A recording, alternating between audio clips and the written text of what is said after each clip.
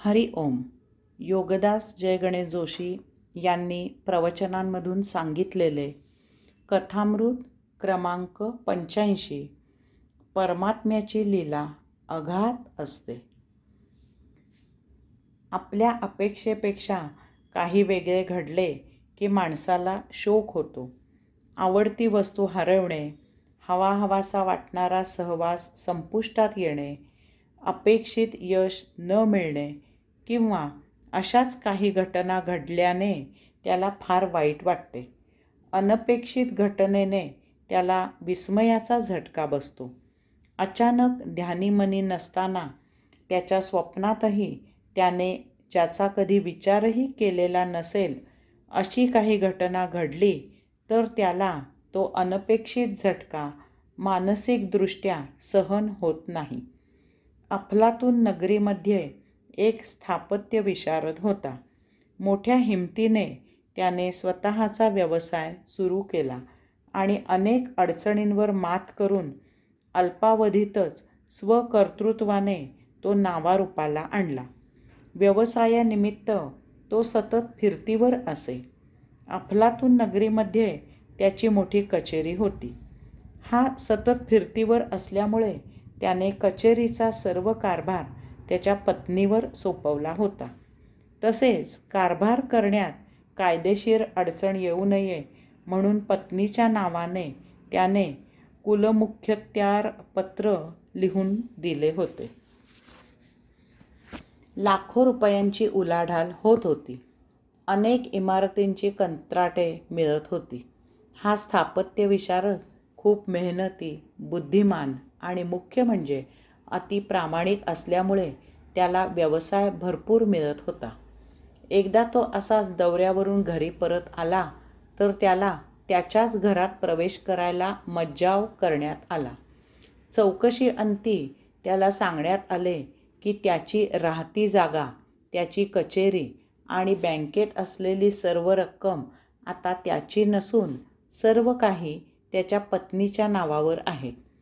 एका क्षणात हा महाबुद्धिमान, यशस्वी स्थापत्य विशारद भिकेकंगाल झाला.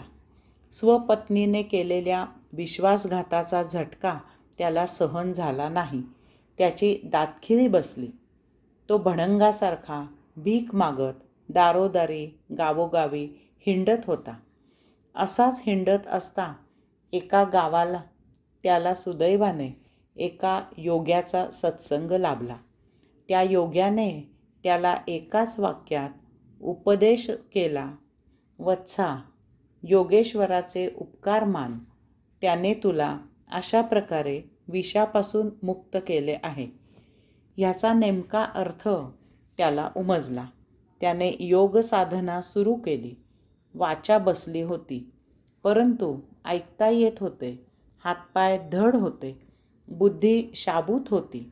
त्याने पोटापुरते काम मिळवले. पूर्वीपेक्षा शतपटीने सुखी झाला. आनंदात जीवनाचा आस्वाद घेऊ लागला.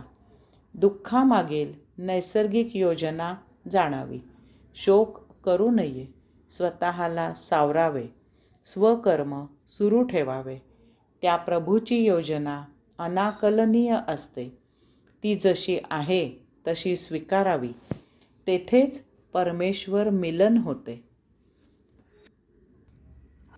अतिलोभ नाशास कारण होतो. एक वृद्ध लाकूड तोड्या होता. तो दररोज जंगलात जाऊन लाकडे तोडून आणत असे. ती लाकडे बाजारात विकून तो आपला उदरनिर्वाह चालवीत असे.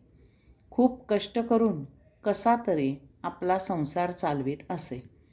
तो आता वयोपरत्वे कष्ट करून थकला होता. त्याने परमेश्वराची प्रार्थना केली की देवा, आता मला या कष्टातून सोडव. माझ्यावर दया कर.